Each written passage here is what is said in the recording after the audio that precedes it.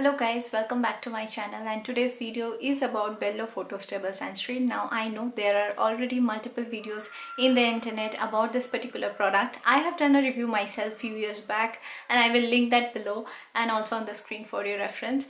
And also let me just get started with the video. I promise you this will be the shortest video about this particular sunscreen, and yes, I want to make it different. So yeah, let's find out how.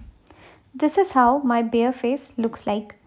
The outer cover of the sunscreen recommends to use 4 to 5 FTU, that is fingertip units, to be applied on your skin to form a thin layer on your face. And I'll be using that all over my skin and show you the white cast. In between, let me just tell you a few more points. Do not apply this on broken skin. That is what is written clearly on the outer packaging.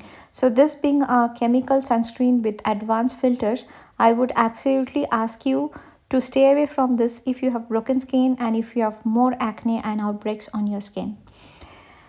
This is a chemical sunscreen. The formulation is very smooth. It doesn't leave a white cast, and I will show you even on a dark skin tone.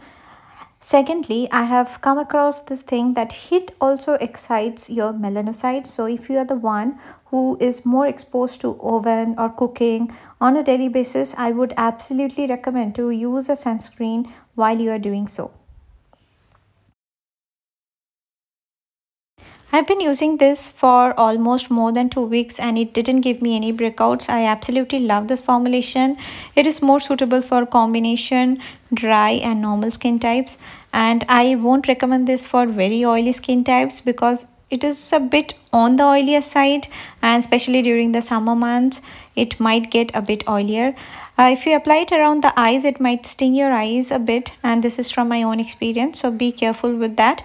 Now let's jump into darker skin tone, and this is how darker skin tone looks like after application of a fairly good amount of sunscreen, and it just looks more dewy and glossy after application, and it doesn't look greasy at all. And I will show you later what's the difference between a greasy and glossy look.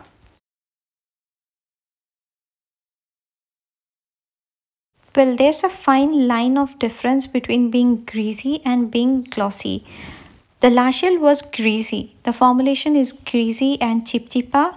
It makes you look greasier or darker. Like some people do complain that they felt like after application of sunscreen they look darker, and that is because of the greasiness the sunscreen causes, because it is very difficult to work with physical sunscreen and making it more glossier because the formulation is thick and with non-nano zinc particles in it. I think it's very difficult to achieve that.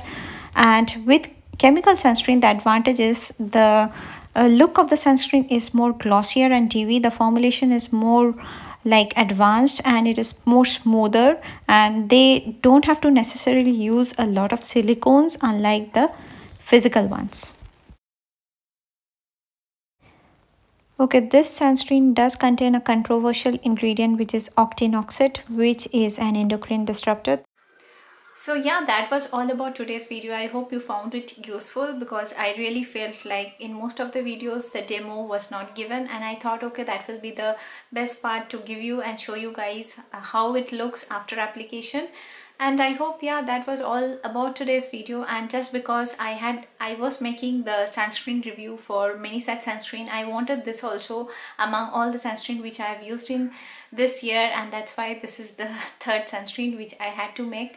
And yes, I am coming up with the Requil Zinc sunscreen. I've just placed an order and I'll be receiving it very soon. I'll be trying out and then giving my honest opinion, but yeah, it will take some time. That was all about today's video. See you in my next video super soon. Stay tuned, stay updated, stay subscribed. Bye bye.